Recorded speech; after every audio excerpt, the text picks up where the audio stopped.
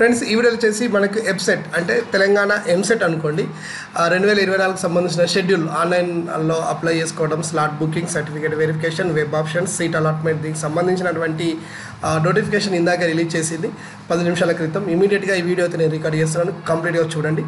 మీకు ఇంకొక విషయం చెప్పనా, చాలామంది ఏమనుకుంటున్నారంటే సార్ నాకు ఈ ర్యాంక్ వచ్చింది, నాకు ఎక్కడ సీట్ వస్తుంది, పలానా ర్యాంక్ వచ్చింది, ఎక్కడ సీట్ వస్తుంది అంటే ఒక్కసారి నా దగ్గర ఒక డేటా ఉంది, ఒక్క నిమిషం మీరు చూడండి. సో ఇందులో ఎంత క్లియర్గా నేను మెన్షన్ చేశానంటే, సో పలాని కాలేజ్ అనుకోండి, ఏది మీకు నచ్చిన ఏదో ఒక కాలేజీలో ఇప్పుడు నేను ఇక్కడ చెప్తాను. సో ఈ institute of technology right, Annamacharya institute of technology అని ఉందనుకోండి, హయత్ నగర్ ఆర్ఆర్ డిస్టిక్. ఈ కాలేజ్లో 2005లో స్థాపించారు. సిఎస్సిలో ఎక్కడెక్కడ ఎంత ర్యాంక్ వచ్చేది, కట్ ఆఫ్ అయింది అనేది నా దగ్గర మొత్తం డేటా ఉంది. ఈ డేటాతో నేను ఇంకొక నెక్స్ట్ కూడా వీడియో కూడా ఒకటి చేయబోతున్నా. ఇది చాలా యూజ్ అవుతుంది అన్నమాట. ఎట్లా అంటే ఇప్పుడు ఓపెన్ కేటగిరీ బాయ్స్కి ఎక్కడ కట్ అయింది, గర్ల్స్కి బీసీఏ, బీసీబీ, బీసీ, ఇట్లా కంప్లీట్ ఏంటంటే తెలంగాణ రాష్ట్రంలో ఉన్న అన్ని ఇంజనీరింగ్ కాలేజీలలో ఏ ర్యాంక్ దగ్గర ఎక్కడ కట్ ఆఫ్ అయింది అనేది ఇందులో ఉంది. ఎట్ ద సేమ్ టైం నా ఫీ వివరాలు కూడా క్లియర్గా ఉన్నాయి. ఏ కాలేజీలో సీట్ అయితే ఎంత ఫీజు కట్టాలి, ప్లస్ మీరు కోరుకున్న కాలేజీలో మీకు సీట్ రావాలి అంటే ఓకేనా, అసలు మీకు ఆ పర్టికులర్ కాలేజీలో మీ రిజర్వేషన్లో గతంలో వచ్చిందా లేదా అనేది మీకు ఒక ఐడియా వస్తుంది. దీనిపైన నేను నెక్స్ట్ వీడియో చేయబోతున్నా. అయితే ఇప్పుడైతే మనకి ఒక షెడ్యూల్ అయితే రిలీజ్ అయింది కాబట్టి షెడ్యూల్ గురించి తెలుసుకుందాం. సో ఇక్కడ వచ్చేసి Telangana EAMCET or EAPCET engineering and అగ్రికల్చర్కి సంబంధించినటువంటి నోటిఫికేషన్ ఇందాకే రిలీజ్ అయింది. దీంట్లో భాగంగా మన తెలంగాణ రాష్ట్రంలో ఈ యొక్క ఆన్లైన్ ప్రాసెస్ స్టార్ట్ అవుతుంది. ఇక్కడ ముందుగా అయితే మనం ఆన్లైన్లో మన యొక్క బేసిక్ ఇన్ఫర్మేషన్ అయితే అంతా ఇచ్చుకోవాల్సి ఉంటుంది. ఇది జూన్ 27 నుండి స్టార్ట్ అవుతుంది. ఆల్మోస్ట్ మనకి ఏకంగా 1 మంత్ టైం ఇచ్చిండు ఇప్పటి నుండి మొదలు పెడితే. ఎందుకు ఇంత టైం ఇచ్చిండు ఇంకా 1 మంత్ అంటే, సర్టిఫికేట్స్ అన్నీ మనం రెడీ చేసుకొని పెట్టుకోవాలి ఈ లోపు, ఓకేనా, ఇలాంటివన్నీ. తర్వాత సర్టిఫికేట్ వెరిఫికేషన్ అంటే మనం ఆన్లైన్లో స్లాట్ బుక్ చేసుకున్న తర్వాత జూన్ 29 నుండి జూలై 6 వరకు, ఓకేనా, సర్టిఫికేట్ వెరిఫికేషన్ ఉంటుంది. అంటే ఆన్లైన్లో మీరు డేటా ఇచ్చేటప్పుడు ముందుగా చెప్తున్నా, మీరంతా ఇంజనీరింగ్ వెళ్ళాలనుకునే విద్యార్థులు మీ యొక్క క్యాస్ట్, ఇన్కమ్ 2 కొత్తవి ఉన్నాయో లేదో చూసుకోండి. అంటే క్యాస్ట్ పాతది ఉన్నాయి కదా, ఇన్కమ్ కొత్తది ఉన్నదో లేదో చూసుకోండి. తర్వాత మీ యొక్క మొబైల్ నెంబర్కి ఆధార్ లింక్ సీడ్ ఉందో లేదో ఒకసారి 2 సార్లు చూసుకోండి. ఎందుకంటే మీకు రీఎంబర్స్మెంట్ వస్తేనే ఇంజనీరింగ్ చదివే వాళ్ళ సంఖ్య చాలా ఎక్కువగా ఉంటుంది. మీరు ఈ టైం వరకు ఒరిజినల్ ఇన్కమ్ సర్టిఫికేట్ కనుక పెట్టకపోతే రీఎంబర్స్మెంట్ రాదు, స్కాలర్షిప్ రాదు, ఏది రాదు. కాబట్టి మీరు చూసుకోండి. ఎవరైతే గవర్నమెంట్ జూనియర్ కాలేజీలలో ఇంటర్మీడియట్ చదువుతారో వాళ్ళకి ఇంజనీరింగ్ మొత్తం 100% ఫ్రీ ఉంటుంది. కాబట్టి మీరు కూడా 1-2 సార్లు ఇన్కమ్ సర్టిఫికేట్ తీసుకొని పెట్టుకోండి. తర్వాత మీకు సర్టిఫికేట్ వెరిఫికేషన్ అనేది మీ ఇష్టం ఉన్నటువంటి సెంటర్లోకి మీరు వెళ్ళొచ్చు. అది అయిపోయిన తర్వాత ఫ్రీజింగ్ ఆఫ్ ఆప్షన్స్. సో మీరు వెబ్ ఆప్షన్స్ అనేది జూలై 8 నుండి ఇవ్వాలి. సో ఈ లోపు నేనైతే వీడియో అప్లోడ్ చేస్తా, ఏ ర్యాంక్ వస్తే ఎక్కడ సీట్ వస్తుంది అనేది నేనైతే ఒకటి వీడియో అప్లోడ్ చేస్తా, మీరు చూడండి.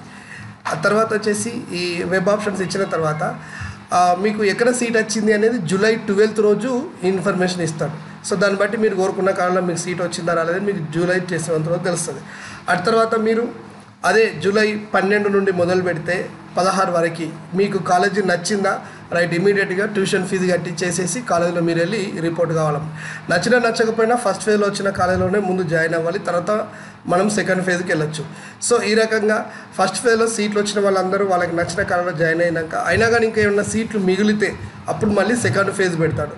సెకండ్ ఫేజ్ వచ్చేసి మళ్ళీ జూలై 19కి స్టార్ట్ అయితే మళ్ళీ వీళ్ళకి సర్టిఫికేట్ వెరిఫికేషన్ జూలై 20 నుండి స్టార్ట్ అవుతుంది. తర్వాత ఈ సెకండ్ ఫేజ్ వెబ్ ఆప్షన్ ఇచ్చుకోవడం అనేది వచ్చేసి జూలై 20 నుండి మొదలు పెడితే 21 రోజుల్లో పూర్తి అయిపోతుంది. ఆ తర్వాత ఇంకేమైనా ఫ్రీజింగ్ ఆప్షన్స్ ఏమన్నా తప్పులు, ఆ తర్వాత ఇంకేమంటారు ఎడిటింగ్ చేసుకోవడాలు ఉంటాయి చూసుకొని, ఆ తర్వాత ఫైనల్గా అలాట్మెంట్ అనేది మీకు 24 రోజు జూలై 24 నాడు జరుగుతుంది.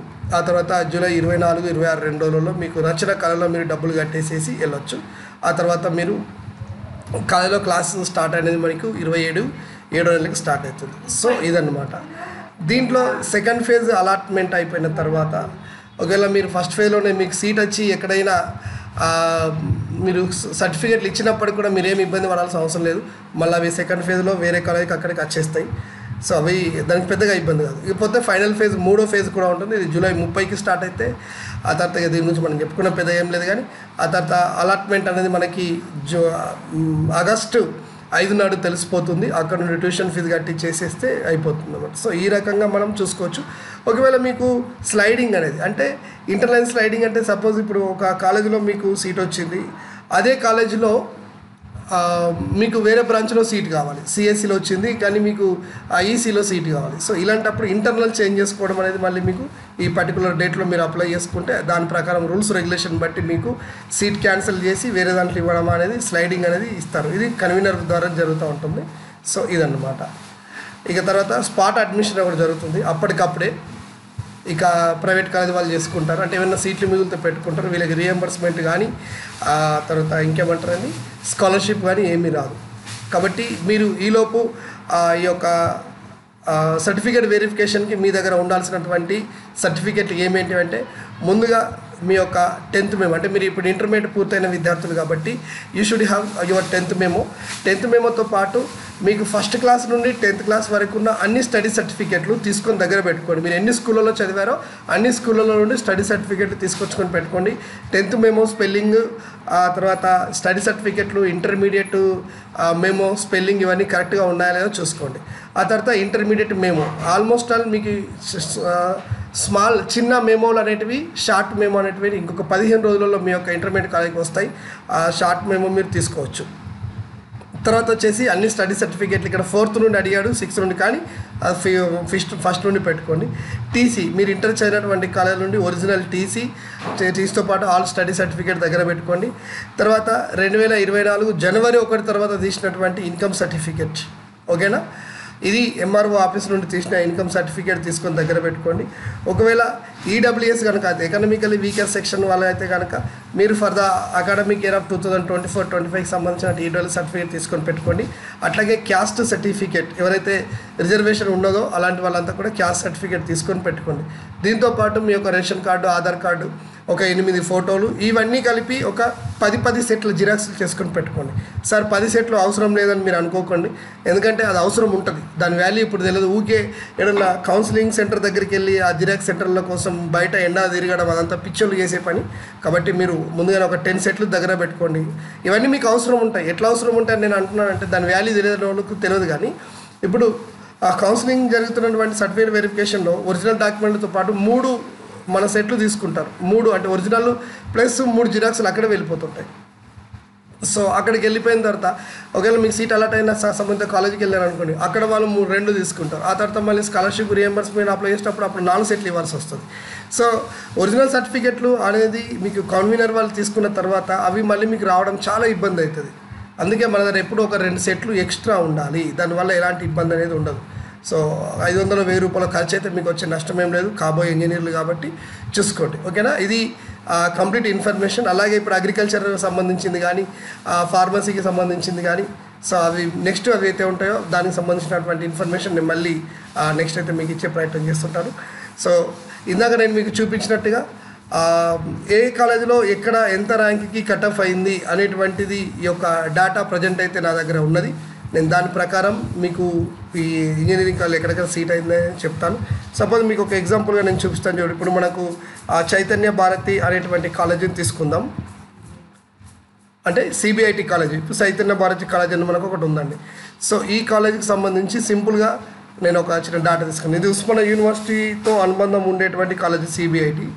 ఈ సిబిఐటిలో చూడండి అంటే ఏ ర్యాంక్ వస్తే ఇది సపోజ్ ఇది బయోటెక్నాలజీకి సంబంధించినటువంటి ఇంజనీరింగ్ కోర్స్ అన్నమాట.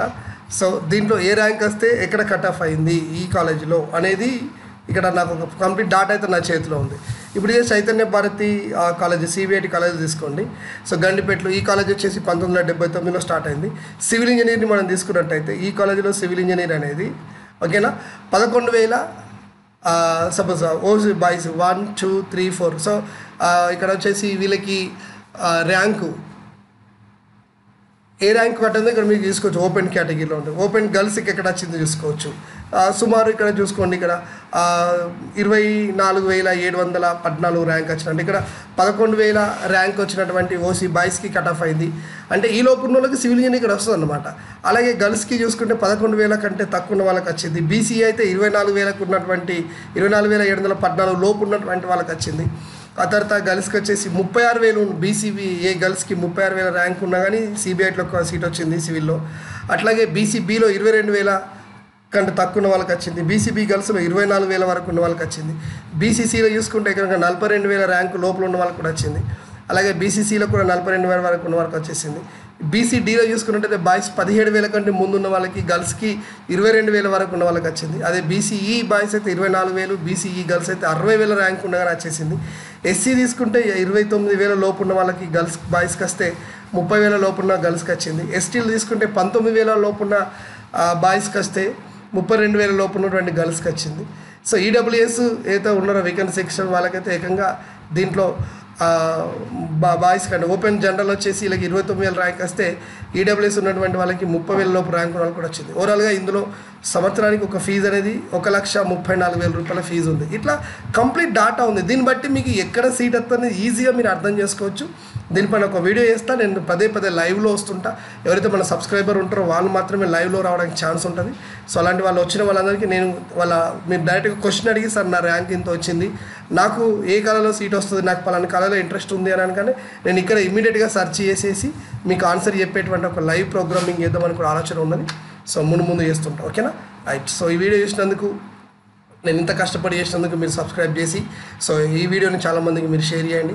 ఫ్రెండ్స్ కొంచెం ఛానల్ని సపోర్ట్ చేయండి. I wish you all the best. Thank you, all the best.